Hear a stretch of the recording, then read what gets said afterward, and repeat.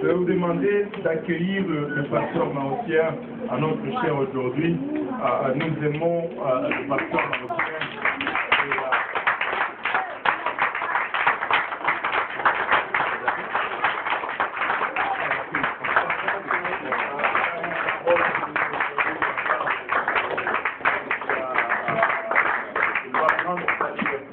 Il va nous parler de la part de Dieu. Et je suis toujours reconnaissant envers lui parce que son fils a été une pièce maîtresse dans le fait que moi je sers le Seigneur aujourd'hui. Et je dis toujours, il est mon grand-père spirituel.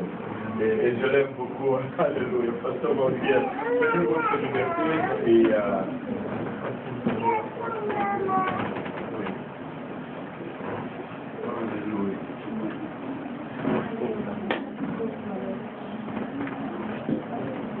Alléluia. Alléluia.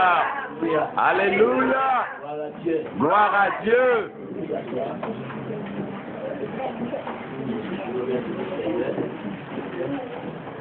La gloire à son nom. Et je ne pensais pas que j'allais avoir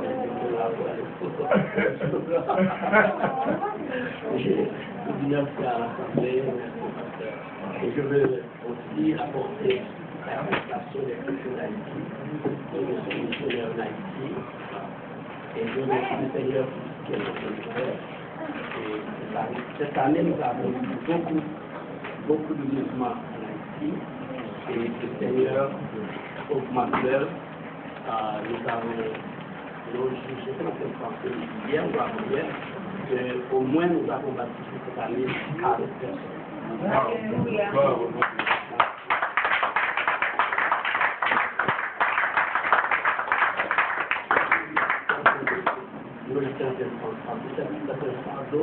À chaque personne que c'est appelé que nous avons baptisé, comme si je suis le fardeau, un peu de fardeau. Amen. Parce que notre but, vous savez, notre but, c'est de voir les gens qui comprennent la parole de Dieu et de marcher avec le Seigneur comme la Bible enseigne. Alors, c'est ça qui nous a amenés à Haïti. Et cette année, nous remercions le Seigneur. Je crois que nous avons 3 assemblées qui étaient des assemblées unitaires qui sont venues à Haïti à notre assemblée et nous avons baptisé les gens au nom de Jésus. Amen. Merci. Continuez à prier pour nous parce que nous voulons avoir un grand réveil apostolique en Haïti. Parce que vous savez, Haïti est un pays unitaire, parce que c'est un pays francophone. Le plus souvent, les pays francophones et les pays latinos sont unitaires. Bon, Dieu merci le Seigneur et les gens commencent à comprendre la parole de Dieu et à accepter la vérité. Amen. Merci, votre Père Luc. Voilà, et ça nous dit Alléluia. Alléluia. Alléluia. Alléluia.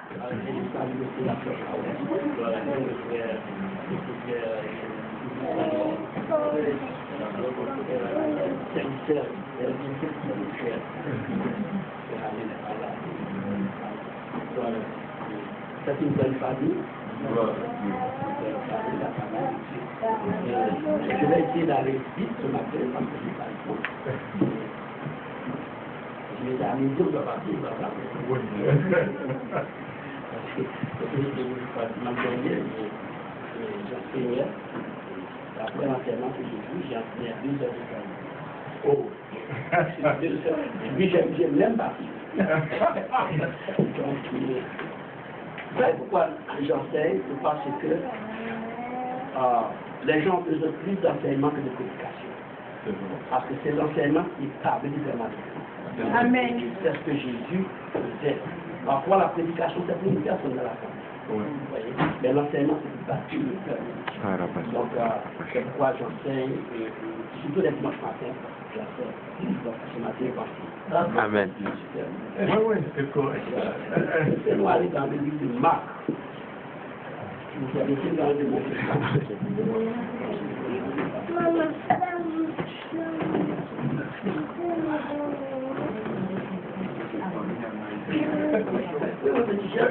J'ai entendu tout à l'heure parce que c'est vrai pour la chaleur. je disais, ce n'est pas facile.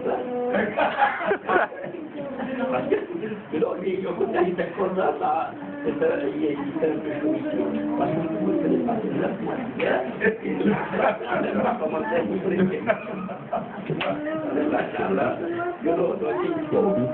Je pensais qu'elle a dit, là, si c'est lui, il fait chaud.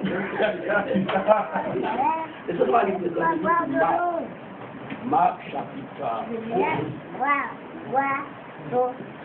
Marc chapitre 11.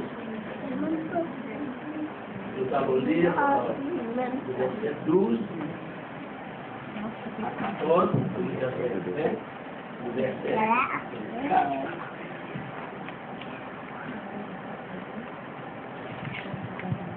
Si vous voulez faire debout, nous allons.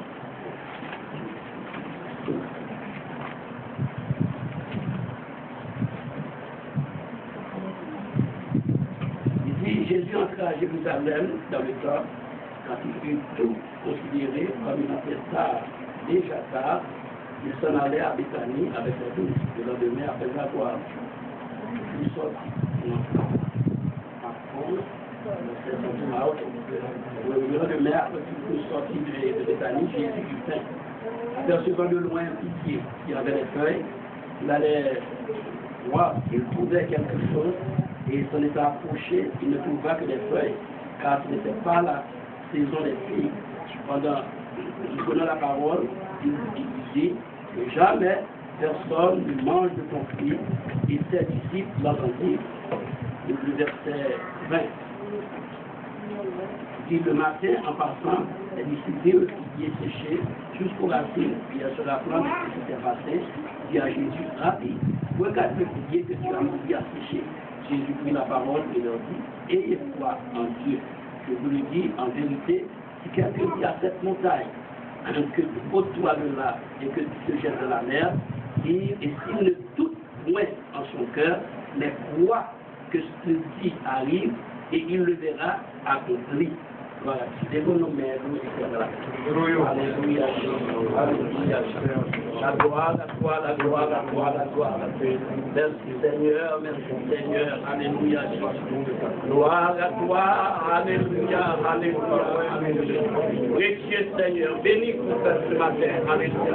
Bénis chaque personne qui est en Père éternel. Donne-leur, Seigneur, l'opportunité de comprendre la parole, Seigneur, et de vivre, mon Dieu, selon la parole.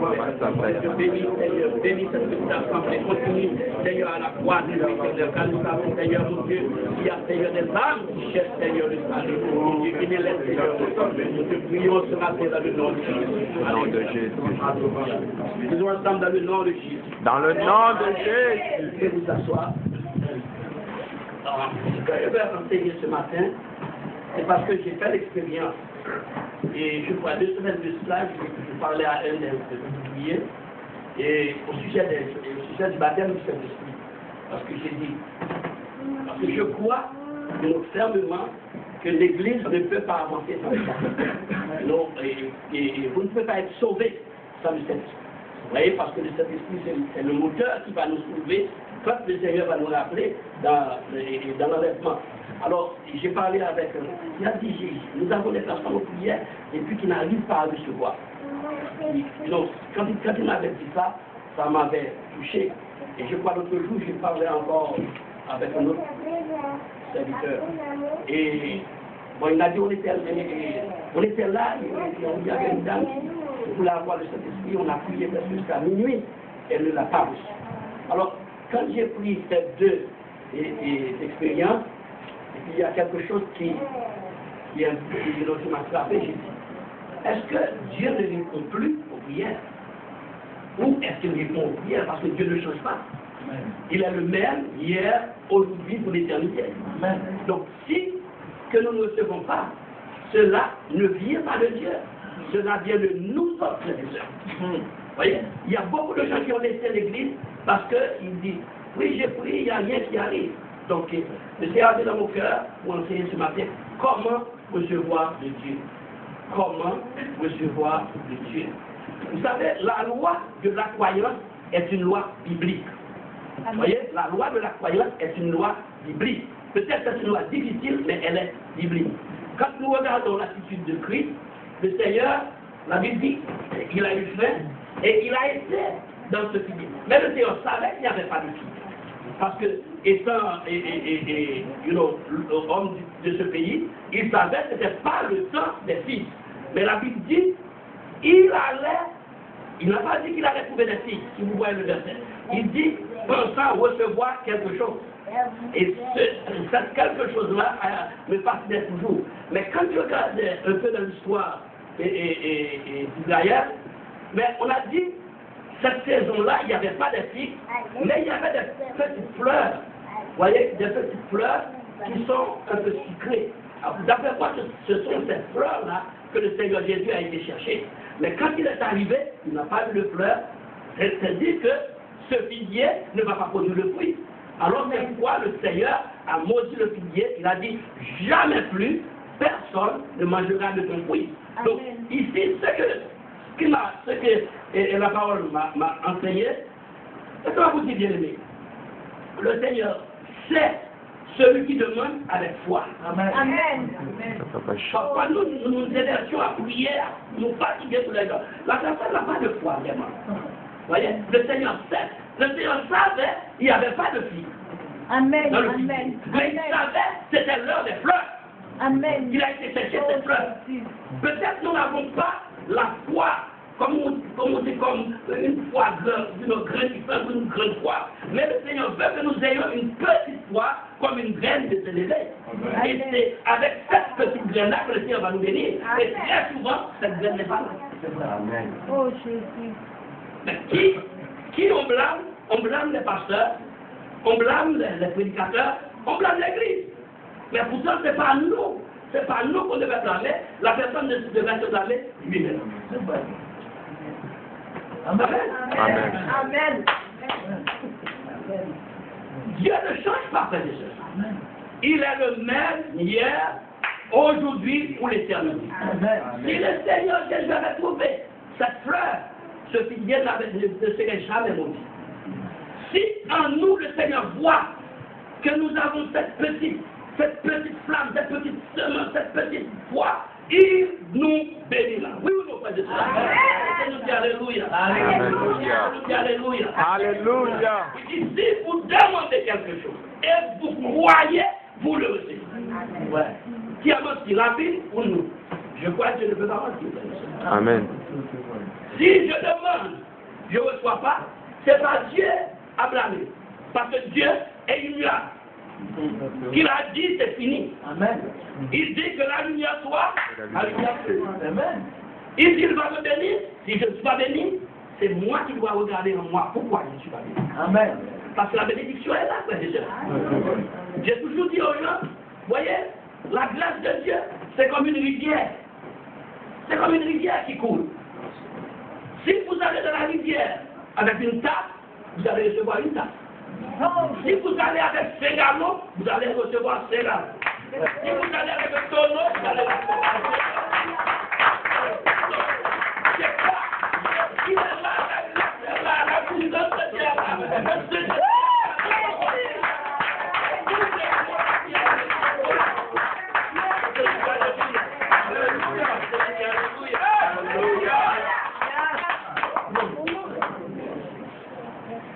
Lisez avec moi dans 3 Jean.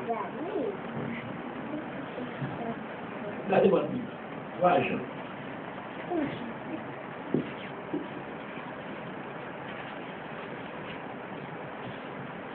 Voilà, que le livre 3 Jean, verset 2.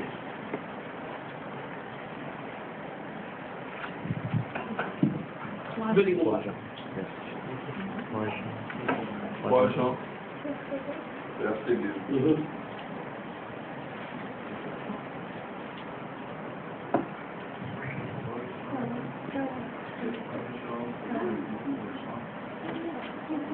Ok, verset 2. Bien-aimé, je souhaite que tu prospères à tout égard. Qu'est-ce qu'il dit? Bien-aimé, il parle à l'église. Je souhaite que tu prospères à tout égard.